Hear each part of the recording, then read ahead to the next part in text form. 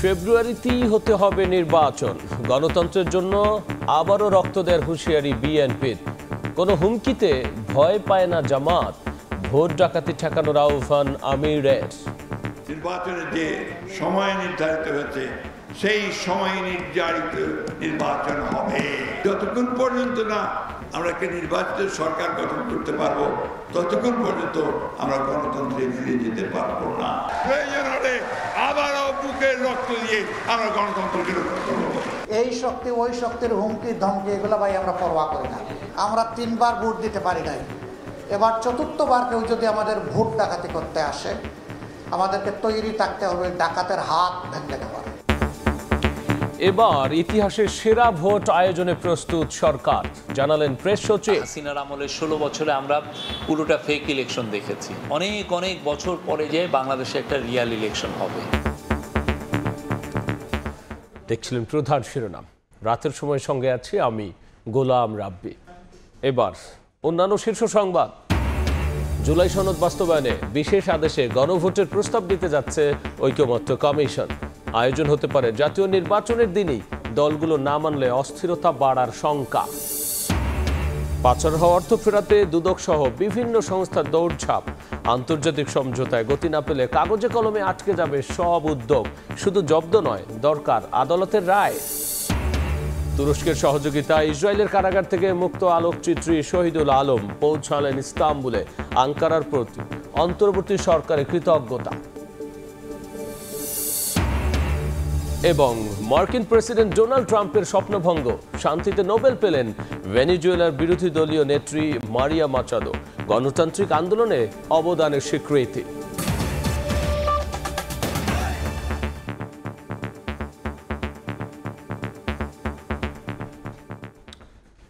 সরকারের ঘোষিত সময় ফেব্রুয়ারিতেই হতে হবে নির্বাচন। গণতন্ত্রের প্রয়োজনে আবারও রক্ত দিতে প্রস্তুত বিএনপি, এমন হুঁশিয়ারি দিয়েছেন দলটির মহাসচিব মির্জা ফখরুল ইসলাম আলমগীর। রাজধানীতে এক স্মরণ সভায় তিনি বলেছেন, একটি দল আমলাতন্ত্রকে নিজেদের পকেটে নেয়ার চেষ্টা করছে। বিএনপি কারো মার্কায় বাধা না দিলেও ধানের শীষ নিয়ে কেন টানাটানি, এমন প্রশ্ন তুলে বিএনপির মহাসচিব বলেছেন, অপ্রতিরোধ্য হওয়ায় তাদেরকে ঠেকানোর চেষ্টা চলছে। এরশাদ বিরোধী আন্দোলনে শহীদ হন নাজির উদ্দিন জিহাদ। শুক্রবার সকালে দৈনিক বাংলার মোড়ে শহীদ জিহাদ স্মরণে নির্মিত স্মৃতিস্তম্ভে শ্রদ্ধা জানান 90-এর গণঅভ্যুত্থানের আন্দোলনকারী ছাত্র জনতা।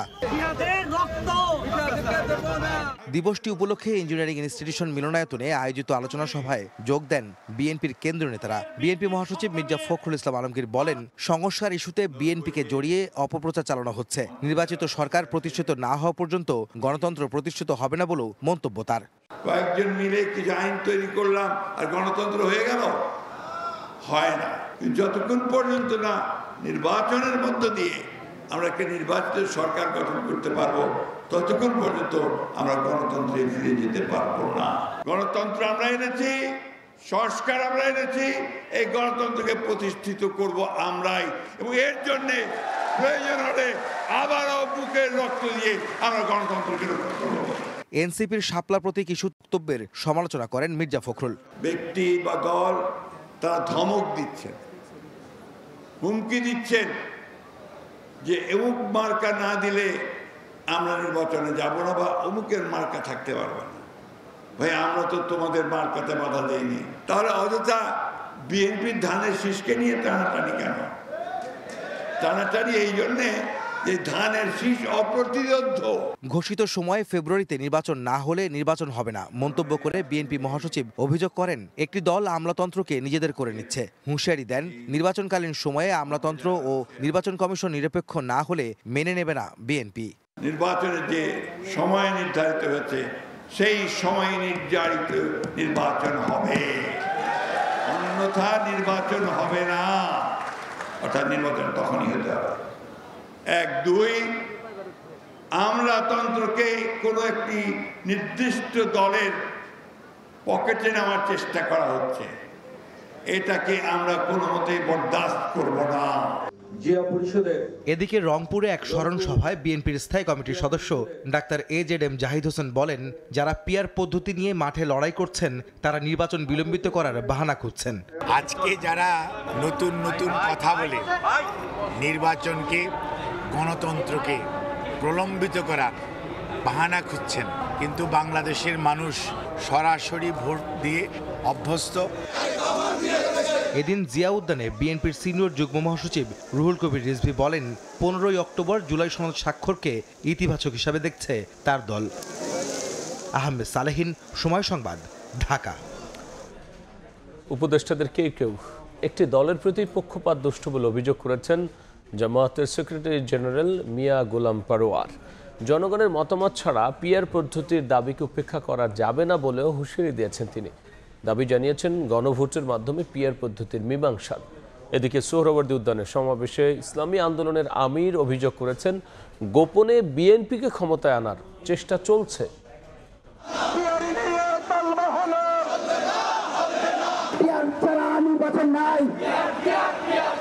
স্লোগান মিছিলে উত্তাল রাজপথ। পিআর পদ্ধতিতে নির্বাচন সহ বিভিন্ন দাবিতে আবারও মাঠে জামায়াত সহ ইসলামী দলগুলো।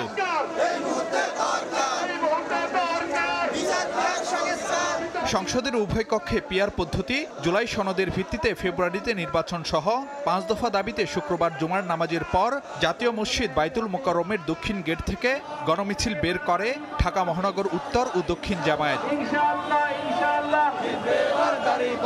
এর আগে বাইতুল মোকাররমের দক্ষিণ গেটে সংক্ষিপ্ত সমাবেশে জামায়াতের সেক্রেটারি জেনারেল বলেন, পিআর পদ্ধতিতে নির্বাচনের দাবির মীমাংসা করতে হবে গণভোটের মাধ্যমে। জনগণ যদি পিআরের পক্ষে মত দেয়, সকল দলকে সেটা মানতে হবে। যদি অধিকাংশ মানুষ পিআর পদ্ধতি না মানে, আমরা জামাত ইসলামী সে প্রস্তাব মেনে নেব, কিন্তু জাতির মতামত না নিয়ে পিআরকে উপেক্ষা করা যাবে না। কিছু উপদেষ্টা বিশেষ একটি দলের প্রতি পক্ষপাত দুষ্ট এমন অভিযোগ করে নির্বাচনে সবার সুযোগ নিশ্চিতের দাবি জানান জামায়াত নেতারা। উপদেষ্টাদের মধ্য থেকে অনেকের ভূমিকা এখনো জাতির সামনে প্রশ্নবিদ্ধ। কোন বিশেষ দলের প্রতি দুর্বল হয়ে কারো চাপে মাথা নত করে প্রশাসনে কোন দলের পছন্দের লোককে বেছে বেছে পদায়ন করে নির্বাচনকে প্রভাবিত করার অপচেষ্টা অব্যাহত আছে। নির্বাচনের আগে গণভোটের মাধ্যমে জুলাই সনদের আইনি ভিত্তি সহ 5 দফা দাবিতে রাজধানীতে বিক্ষোভ মিছিল করে বাংলাদেশ খেলাফত মজলিস। একটা যৌক্তিক সময় হাতে রেখে গণভোটের মাধ্যমে জুলাই সনদকে গণভিত্তি এবং রাষ্ট্রীয় আইনি ভিত্তি প্রদান করতে হবে। সেই জুলাই সনদের ভিত্তিতেই ত্রয়োদশ জাতীয় সংসদ নির্বাচন অনুষ্ঠিত হতে হবে। এদিকে রাজধানীর সোহরাওয়ার্দী উদ্যানে আয়োজিত সমাবেশে ইসলামী আন্দোলন বাংলাদেশের আমির অভিযোগ করেন, কৌশলে বিএনপিকে ক্ষমতায় আনার চেষ্টা চলছে। আপনারা গোপনে কৌশলে বিএনপির ভাগসে বুক ঢুকাবেন, এটা কিন্তু জাতি বুঝে গেছে। বাংলাদেশের মধ্যে ইসলামের পতাকা আজকে সংসদের মধ্যে উড্ডীন করতে হবে। ইসলামী দলগুলোর নেতারা বলেন, ভোটে অনিয়ম বন্ধে আগামী নির্বাচন হতে হবে পিআর পদ্ধতিতে। ফারুক ভিয়া, রবিন, সময় সংবাদ, ঢাকা। কোনো হুমকিকে ভয় করে না জামাত। সব দেশের সঙ্গে বন্ধুত্বপূর্ণ সম্পর্ক থাকবে, কোনো দেশের একক আধিপত্য থাকবে না বলে জানিয়েছেন বাংলাদেশ জামায়াতে ইসলামীর আমির ডাক্তার শফিকুর রহমান। সন্ধ্যায় রাজধানীর তালতলা হালিম ফাউন্ডেশনে কাফরুল দক্ষিণ থানার জামায়াতে ইসলামী আয়োজিত মতবিনিময় সভায় সব কথা বলেছেন তিনি বলেছেন, জামায়াত সরকার গঠন করলে অর্থনৈতিক খাতে লুটপাট আর অনিয়ম রোধ করে শৃঙ্খলা আনা হবে, কেউ কোনো চাঁদাবাজের সুযোগ পাবে না। এছাড়াও নির্বাচন সুষ্ঠু হওয়ার ক্ষেত্রে কেউ বাধা দিলে তাকে শক্ত হাতে প্রতিহত করা হবে বলেও জানান জামায়াতের আমির ডাক্তার শফিকুর রহমান।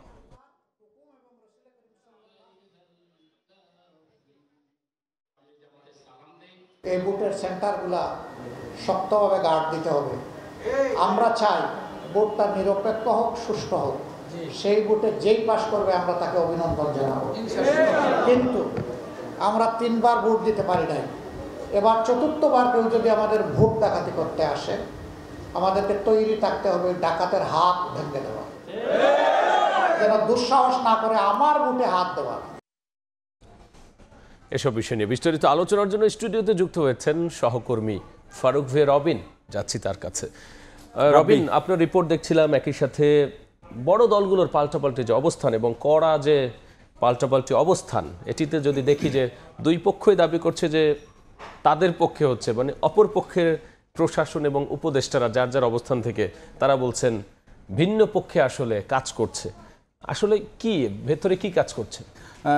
রাব্বি, আসলে সবসময় কিন্তু দেখা যায় যখন নির্বাচনের সময় ঘনিয়ে আসে তখনই কিন্তু যে প্রশাসন কিংবা আমলাতন্ত্র বা নির্বাচন কমিশন তারা কার দিকে ঝুঁকছে তা নিয়ে রাজনৈতিক অঙ্গনে নানা ধরনের পাল্টাপাল্টি নানা বক্তব্য আসে।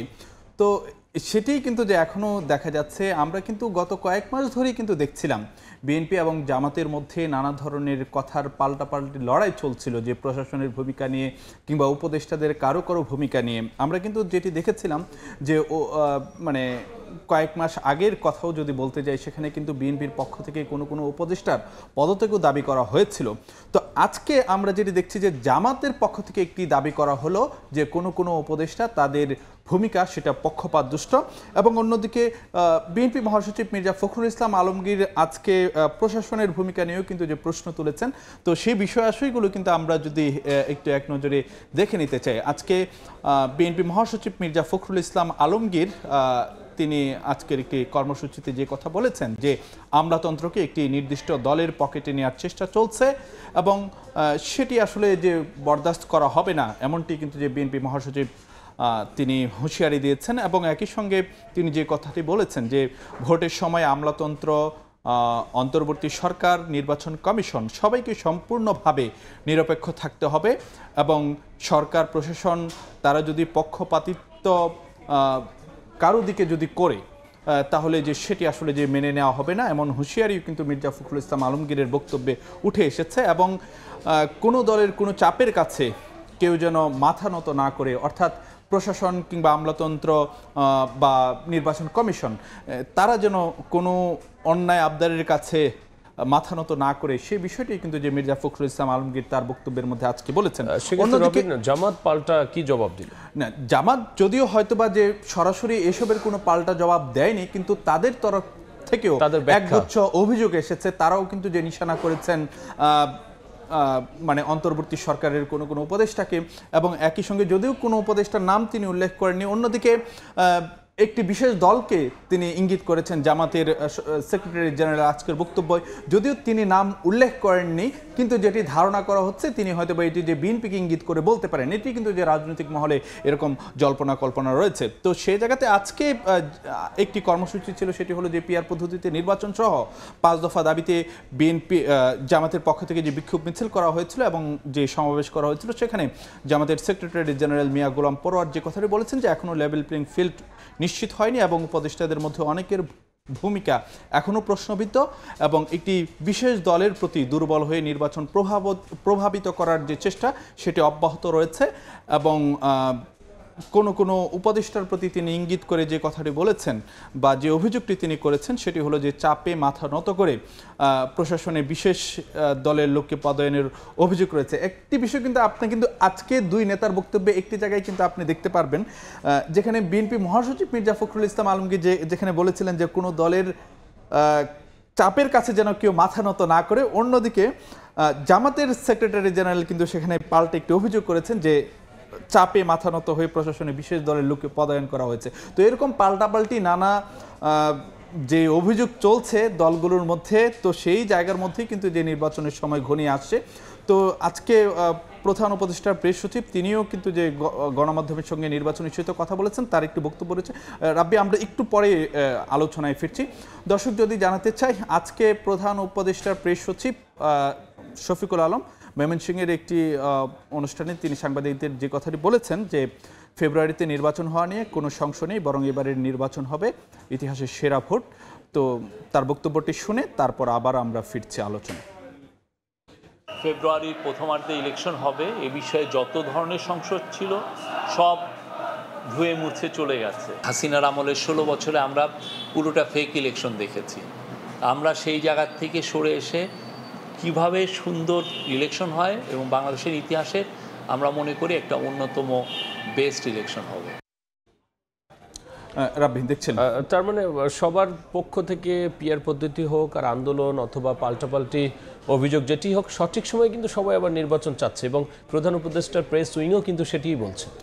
বক্তব্যগুলোতে এরকমই দেখা যাচ্ছে। আজকে আবার মির্জা ফখরুল ইসলাম আলমগীর যে কথাটি বলেছেন যে লন্ডনে তারেক রহমান এবং ডক্টর ইউনূসের বৈঠকে যে ফেব্রুয়ারিতে নির্বাচনের যে সময়সীমার কথা বলা হয়েছিল, শেষ ঘোষিত সময়সীমার মধ্যে আসলে যে নির্বাচন হতে হবে, অন্যথায় আসলে নির্বাচন হবে না, এমন সংশয়ের কথা কিন্তু যে মির্জা ফখরুল ইসলাম আলমগীরের কথায় এসেছে। অন্যদিকে জামাত যে কথাটি বলছে যে নির্বাচনের আগে গণভোটে পিআর ইস্যুর যে মীমাংসা সেটি জামাত চায়, এবং অন্যদিকে আজকে জামাতের আমির তিনি যে কথাটি বলছেন যে সুষ্ঠু ভোটে কেউ বাধা হলে সেটিকে শক্ত হাতে প্রতিহত করা হবে।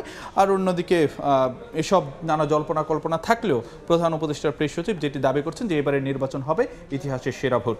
তো এই ছিল আজকে আমাদের কাছে নির্বাচন, রাজনীতি কিংবা সমসাময়িক ইস্যুগুলোতে যে বিভিন্ন ধরনের যে তথ্য উপাত্ত। রাব্বি, রবিন, অসংখ্য ধন্যবাদ আলোচনায় যুক্ত হওয়ার জন্য। আপনাকে ধন্যবাদ রাব্বি। কেমন হবে আগামী নির্বাচন এবং নির্বাচন ঘিরে দলগুলোর অভিযোগ পাল্টা অভিযোগ, এসব নিয়ে বিস্তারিত আলোচনার জন্য স্টুডিওতে যুক্ত হয়েছিলেন সহকর্মী ফারুক ভিয়া রবিন। এদিকে জুলাই সনদ বাস্তবায়নে বিশেষ আদেশ জারি করে গণভোটের প্রস্তাব দিতে যাচ্ছে ঐকমত্য কমিশন। জাতীয় নির্বাচনের দিনেই হতে পারে গণভোট, তবে সময়সীমার চূড়ান্ত সিদ্ধান্ত সরকারের হাতে ছেড়ে দিতে চায় ঐকমত্য কমিশন। সময় সংবাদকে এমন তথ্য জানিয়েছেন কমিশনের সদস্য বদিউল আলম মজুমদার। জাতীয় স্বার্থ বিবেচনায় দলগুলোকে কমিশনের সিদ্ধান্ত মেনে নেয়ারও আহ্বান রাজনৈতিক বিশ্লেষকের। হাসান ওয়ালির রিপোর্ট। প্রায় 7 মাসের আলোচনায় শেষ হয়েছে জাতীয় ঐকমত্য কমিশনের বৈঠক, তবে ঝুলে আছে নোট অফ ডিসেন্ট থাকা বিষয়ের ভাগ্য এবং গণভোট আয়োজনের সময়সীমা নিয়ে বিতর্ক। এরই মধ্যে 15 অক্টোবর জাতীয় সংসদ ভবনের দক্ষিণ প্লাজায় জুলাই সনদে স্বাক্ষর অনুষ্ঠান করার কথা জানিয়েছে কমিশন। তবে তার আগে চূড়ান্ত করতে হবে সনদ। এক্ষেত্রে মোটা দাগে 2 ভাগে বিভক্ত দলগুলো।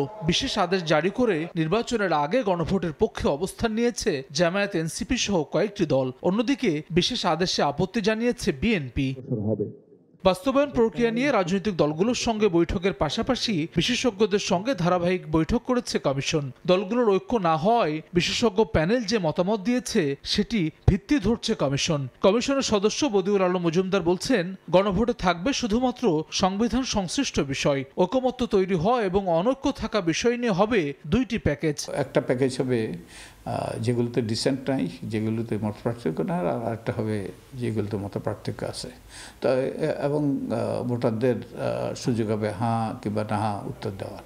সবগুলো যদি বাস্তবায়িত না হয় তাহলে অবশ্যই যে আইনি, প্রাতিষ্ঠানিক এবং কাঠামোগত সংস্কার, সব সংস্কারগুলো হবে না। যে কাঙ্ক্ষিত লক্ষ্যে পৌঁছতে চাই সে ব্যাপারেও কিছুটা সন্দেহ থেকে যাবে। জাতীয় স্বার্থ বিবেচনায় দলগুলোকে কমিশনের সিদ্ধান্ত মেনে নেওয়ার আহ্বান এই রাজনৈতিক বিশ্লেষকের। অস্থিরতায় নির্বাচন বাধাগ্রস্ত হলে দেশ দীর্ঘমেয়াদের সংকটের মধ্যে পড়বে বলে শঙ্কা তার। যাতে জাতীয় নির্বাচনও বাধাগ্রস্ত না হয় এবং এই গণভোটটি আয়োজনের ক্ষেত্রেও যেন কোনো রকমের অসুবিধা না হয়, সেটির ব্যাপারে রাজনৈতিক দলগুলোর মধ্যে একটা ঐক্যমত্য হওয়া দরকার। রাষ্ট্রের বিভিন্ন খাতে মৌলিক সংস্কারে 3 দফায় রাজনৈতিক দলগুলোর সঙ্গে 72টি বৈঠক করে জাতীয় ঐকমত্য কমিশন। হাসান ওয়ালি, সময় সংবাদ, ঢাকা। একদল ফ্যাসিস্ট ইন্টেলেকচুয়াল দেশে সাম্প্রদায়িক দ্বন্দ্ব সৃষ্টির ষড়যন্ত্র করছে বলে মন্তব্য করেছেন স্বরাষ্ট্র উপদেষ্টা। এদের বিষয়ে সতর্ক থাকার আহ্বান জানিয়েছেন তিনি। আশুলিয়ায় বৌদ্ধবিহারে কঠিন চিবর দান উৎসবে এমন মন্তব্য করেছেন তিনি। এখানে কোনো ভেদাভেদ নাই, সবার জন্য সমান, সবারই জন্য সমান। এখন অনেক সময় আছে কিছু লোক ভেদাভেদ সৃষ্টি করার চেষ্টা করে। আমাদের দেশে কিন্তু কিছু ফ্যাসিস্ট ইন্টেলেকচুয়াল রয়ে গেছে। আমি আবার বলছি, যারা ফ্যাসিস্ট ইন্টেলেকচুয়াল তারা অনেক সময় জিনিসটাকে অন্য খাতে প্রবাহিত করে যে এই যে আমাদের একটা সম্প্রীতি, এটাকে কিন্তু যেন ভালোভাবে না আগায় এটার চেষ্টা করে। দেশ থেকে পাচার হওয়া 28 লাখ কোটি টাকা উদ্ধারে তৎপর অন্তর্বর্তী সরকার। দুদক সহ সংশ্লিষ্ট প্রতিষ্ঠানগুলো অর্থের গন্তব্য ও পাচারকারীদের শনাক্তে যৌথ টাস্কফোর্স, রেড নোটিশ ও চিঠি পাঠানোর মতো পদক্ষেপ নিচ্ছে। বিশেষজ্ঞরা বলছেন, অতীতের যে কোনো সময়ের চেয়ে এবার সংস্থাগুলো বেশ সক্রিয়। তবে তাদের মতে আন্তর্জাতিক সমঝোতা ও দ্রুত আদালতের রায় না হলে অর্থ ফেরানোর উদ্যোগ কেবল কাগজে কলমেই সীমাবদ্ধ থাকবে? দেখব তাসলিম তৌহিদের রিপোর্ট। গণঅভ্যুত্থানে শেখ হাসিনা সরকার পতনের পর 2024 সালের ডিসেম্বরে দুর্নীতির শ্বেতপত্র প্রকাশ করে অন্তর্বর্তী সরকার, যেখানে উঠে আসে আওয়ামী আমলের 14 বছরে 28 লাখ কোটি টাকা বিদেশে পাচারের তথ্য। শেখ হাসিনা পরিবার, বসুন্ধরা গ্রুপ, এস আলম সহ 10 ব্যবসায়ী গ্রুপের সম্পদ খুঁজতে দুদক সহ সংশ্লিষ্ট প্রতিষ্ঠানের সমন্বয়ে টাস্কফোর্স কাজ করছে। বিএফআইইউ এর তথ্য বলছে ইতোমধ্যে 57,000 কোটি টাকার বেশি সম্পদ জব্দ করা হয়েছে। আর দুদক গেল 9 মাসে প্রায় 425 কোটি 92 লাখ টাকা জব্দের আদেশ পেয়েছে আদালত থেকে। অর্থ পুনরুদ্ধারের জন্য দুর্নীতি দমন কমিশন, বাংলাদেশ ব্যাংক সহ সরকারের আরও অন্যান্য সংস্থা সবাই আমরা একসাথে সবাই চেষ্টা করছি। সুপ্রিম কোর্টের এক আইনজীবী বলছেন, দুর্নীতিবাজরা দ্রুত অর্থ সরিয়ে ফেলে, তাই সাময়িক জব্দ নয়, বিদেশি দেশকে বোঝাতে দরকার আদালতের রায়। Investigation as early as possible শেষ করে দেওয়া, ট্রায়াল স্টার্ট করে দেওয়া, ট্রায়াল কনক্লুড করে দেওয়া, এটা টাইম ফ্রেম করে দেওয়া 6 মাস 1 বছরের মধ্যে পুরোটা শেষ করতে হবে, তাহলে টাকার ফর্মটা র্যাপিডলি আর চেঞ্জ হতে পারতেছে। অর্থনীতি বিশ্লেষকের মতে অর্থ ফেরাতে আন্তর্জাতিক যোগাযোগ বাড়ানো ও পরবর্তী সরকারকেও তা অব্যাহত রাখা জরুরি। নেগোসিয়েশন করলে যেটা হবে যে কনসার্ন কান্ট্রিতে যে দেশে টাকা পাচার করা হয়েছে সেই দেশের আইনটাকে তারা আবার রিফর্ম করবে, তাই না? এটা নেগোসিয়েশনের মাধ্যম দিয়ে সম্ভব। সম্পদ জব্দের আদেশে যুক্তরাজ্য ইতোমধ্যে সাবেক ভূমিমন্ত্রী সাইফুজ্জামান জাবেদের সম্পদ জব্দ করেছে। তাসলিম তৌহিদ, সময় সংবাদ, ঢাকা। রাতের সময় আরও থাকছে। চলে গেলেন শিক্ষাবিদ ও প্রাবন্ধিক সৈয়দ মঞ্জুরুল ইসলাম। কাল কেন্দ্রীয় শহীদ মিনারে শেষ শ্রদ্ধা বা জোহর জানাজা শেষে বুদ্ধিজীবী কবরস্থানে দাফন। থেকে মুক্ত বাংলাদেশি আলোকচিত্রী শহীদুল আলম তুরস্কে পৌঁছেছেন। তুরস্কের সহায়তায় ইসরায়েলের কারাগার থেকে মুক্ত হন তিনি। বিকেলে প্রধান উপদেষ্টার ভেরিফাইড ফেসবুক পেজে দেয়া এক পোস্টে এই তথ্য জানানো হয়। পোস্টে প্রধান উপদেষ্টা অধ্যাপক মোহাম্মদ ইউনুস শহীদুল আলমের মুক্তি ও ইসরায়েল থেকে তার প্রত্যাবাসনে সহযোগিতা করার জন্য তুরস্কের প্রেসিডেন্ট রিসেপ তাইপ এরদোয়ানকে ধন্যবাদ জানান। এর আগে বুধবার ভোরে ইসরায়েলি বাহিনীর হাতে অবৈধভাবে আটক হন তিনি। এরপর জর্ডান, মিশর ও তুরস্কে অবস্থিত বাংলাদেশ দূতাবাসগুলোর মাধ্যমে শহীদুল আলমকে মুক্ত করার দ্রুত উদ্যোগ নিতে বলা হয়।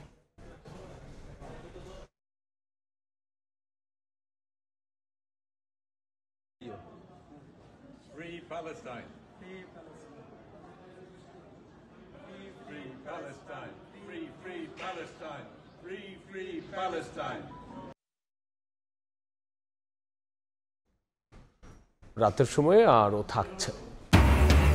ব্রাহ্মণবাড়ির ওপর দিয়ে বয়ে গেল টর্নেডো, আতঙ্কিত এলাকাবাসী। এখনো পাওয়া যায়নি ক্ষয়ক্ষতির খবর। বিশ্ববিদ্যালয়ের ইংরেজি বিভাগের এমিরেটাস অধ্যাপক ও কথা সাহিত্যিক সৈয়দ মঞ্জুরুল ইসলাম আর নেই। বিকেল 5টায় রাজধানীর একটি বেসরকারি হাসপাতালে চিকিৎসাধীন অবস্থায় শেষ নিঃশ্বাস ত্যাগ করেন তিনি। আগামীকাল সকাল 11টায় কেন্দ্রীয় শহীদ মিনারে জানানো হবে শেষ শ্রদ্ধা। পরে ঢাকা বিশ্ববিদ্যালয় কেন্দ্রীয় মসজিদে জানাজা শেষে মিরপুর বুদ্ধিজীবী কবরস্থানে দাফন করা হবে তাকে।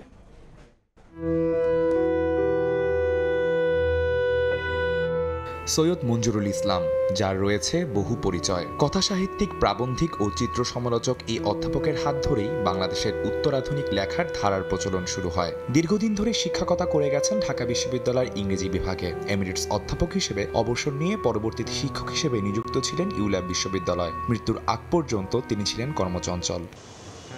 গত 3 অক্টোবর সকাল 11টায় হার্ট অ্যাটাক নিয়ে হাসপাতালে ভর্তি করা হয় সৈয়দ মঞ্জুরুল ইসলামকে। দীর্ঘদিন ধরে তিনি উচ্চ রক্তচাপ ও কিডনি জটিলতায় ভুগছিলেন। হার্ট অ্যাটাক ও শ্বাসকষ্টজনিত জটিলতায় শুক্রবার বিকেল 5টায় তার মৃত্যু হয় বলে জানিয়েছে হাসপাতাল কর্তৃপক্ষ। আজ সকালবেলা তার শারীরিক অবস্থার আবারও অবনতি হয়।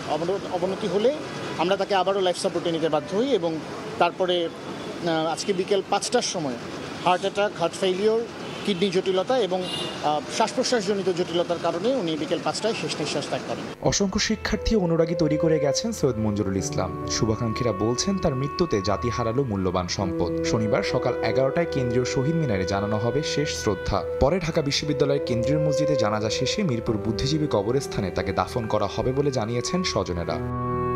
বাংলা সাহিত্যে অসামান্য অবদানের স্বীকৃতিস্বরূপ 1996 সালে বাংলা একাডেমি সাহিত্য পুরস্কার এবং 2018 সালে 21 পদক পান সৈয়দ মঞ্জুরুল ইসলাম। আদনান তুর্য, সময় সংবাদ, ঢাকা। ব্রাহ্মণবাড়ির ওপর দিয়ে বয়ে গেছে টর্নেডো। গ্রামবাসী জানান বিকেলে সদর উপজেলা ও বিজয়নগর উপজেলার কাইজলা বিল এলাকায় টর্নেডোটি বয়ে যায়। এ সময় হঠাৎ মেঘাচ্ছন্ন হয়ে পড়ে এবং আকাশ থেকে গুঁড়ি গুঁড়ি বৃষ্টি শুরু হয়। তাৎক্ষণিকভাবে ক্ষয়ক্ষতির কোনো খবর পাওয়া না গেলেও গ্রাম জুড়ে আতঙ্ক ছড়িয়ে পড়েছে। এর আগে 2013 সালের 22 মার্চ ব্রাহ্মণবাড়িয়া সদর উপজেলার চুইনাইর এবং আখাউড়া উপজেলার আহমেদাবাদ গ্রামের ওপর দিয়ে প্রলয়ঙ্কারী টর্নেডো বয়ে যায়। এতে 20 জন গ্রামবাসীর প্রাণ হারায়।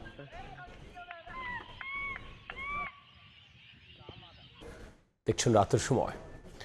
মার্কিন প্রেসিডেন্ট ডোনাল্ড ট্রাম্পের স্বপ্ন ভঙ্গ করে এই বছর শান্তিতে নোবেল পুরস্কার পেয়েছেন ভেনেজুয়েলার বিরোধী দলীয় নেতা ও মানবাধিকার কর্মী মারিয়া করিনা মাচাদো। গণতান্ত্রিক আন্দোলনে অবদানের স্বীকৃতি হিসেবে তাকে এই মর্যাদাপূর্ণ পুরস্কার দেওয়া হয়। ভেনেজুয়েলায় গণতান্ত্রিক অধিকারের সংগ্রামে দীর্ঘদিন ধরে জীবন বাজি রেখে কাজ করছেন রাজনীতিবিদ ও মানবাধিকার কর্মী মারিয়া করিনা মাচাদো। সাধারণ মানুষকে গণতান্ত্রিক অধিকার আদায়ে উদ্বুদ্ধ করা এবং শান্তিপূর্ণ উপায়ে দেশটিকে একনায়কতন্ত্র থেকে গণতান্ত্রিক পথে নেয়ার আন্দোলন চালিয়ে যাচ্ছেন। ভেনেজুয়েলার রাজনীতি বহু বছর ধরেই বিভাজন ও অভ্যন্তরীণ দ্বন্দ্বে জর্জরিত, কিন্তু মারিয়ার নেতৃত্বে সেই দ্বন্দ্ব পেরিয়ে বিরোধীরা প্রথমবারের মতো একক প্ল্যাটফর্মে দাঁড়ায়। 2010 সালের নির্বাচনে সর্বাধিক ভোট পেয়ে পার্লামেন্ট সদস্য হন তিনি। 2011 থেকে 2014 সাল পর্যন্ত জাতীয় পরিষদে দায়িত্ব পালন করেন। তবে মারিয়া সরকারের সঙ্গে সংঘাতে জড়ালে পদচ্যুত করা হয় তাকে। এরপর থেকে তিনি অব্যাহতভাবে দমন-পীড়ন, হুমকির মুখোমুখি হন। তা সত্ত্বেও দেশ ছাড়েননি। গত 1 বছর ধরে গোপনে থেকে আন্দোলন চালিয়ে যাচ্ছেন। ভেনেজুয়েলার রাজধানী কারাকাসে 1967 সালে জন্মগ্রহণ করেন মারিয়া। রাজনীতিতে প্রবেশের আগে থেকেই তিনি ছিলেন নাগরিক সমাজের সক্রিয় মুখ।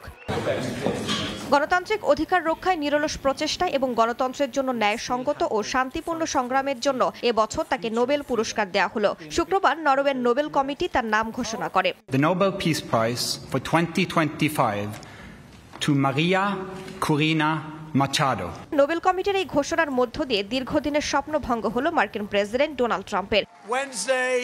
রাইসা জান্নাত, সময় সংবাদ। পর্যায়ে শীর্ষ সংবাদ জানিয়ে দিচ্ছি আরও একবার। ফেব্রুয়ারিতেই হতে হবে নির্বাচন। গণতন্ত্রের জন্য আবারও রক্ত দেওয়ার হুঁশিয়ারি বিএনপির। কোনো হুমকিতে ভয় পায় না জামাত। ভোট ডাকাতি ঠেকানোর আহ্বান আমিরের। জুলাই সনদ বাস্তবায়নে বিশেষ আদেশে গণভোটের প্রস্তাব দিতে যাচ্ছে ঐকমত্য কমিশন। আয়োজন হতে পারে জাতীয় নির্বাচনের দিনই। দলগুলো না মানলে অস্থিরতা বাড়ার শঙ্কা। এবং পাচার হওয়া অর্থ ফেরাতে দুদক সহ বিভিন্ন সংস্থার দৌড়ঝাঁপ। আন্তর্জাতিক সমঝোতায় গতি না পেলে কাগজে কলমে আটকে যাবে সব উদ্যোগ। শুধু জব্দ নয়, দরকার আদালতের রায়। এই ছিল রাতের সময়। এরপর দেখবেন সম্পাদকীয়। সঙ্গেই থাকুন সময়।